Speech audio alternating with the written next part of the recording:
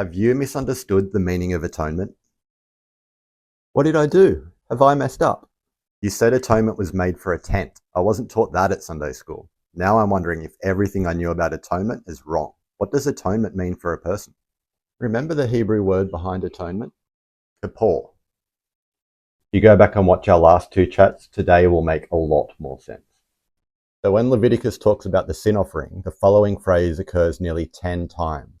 The priest shall kippur them and they will be forgiven. Okay, so like the tent was kippured, it was wiped clean. When a person is kippured, they're forgiven. Yeah, but wait, later in Leviticus, the same phrase is repeated almost 10 times again, but with one word different.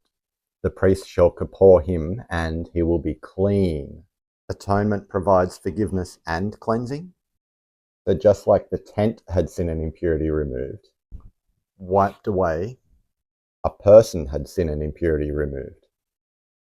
Wiped away. Yeah, or lifted off. Ah, nasa, forgiven, carried away. Yes, but what's fascinating to me is that whether a tent was stained with impurity or a person was carrying around a burden of sin, they're both cleaned up in the same way, through a sin offering. But today, let's go with the Bible translations that call it a purification offering.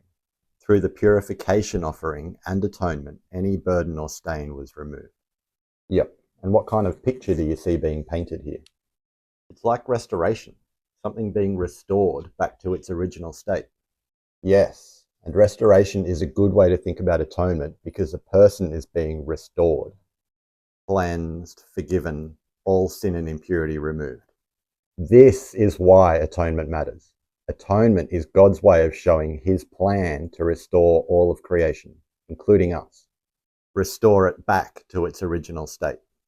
Creation groans for restoration from decay and reconciliation.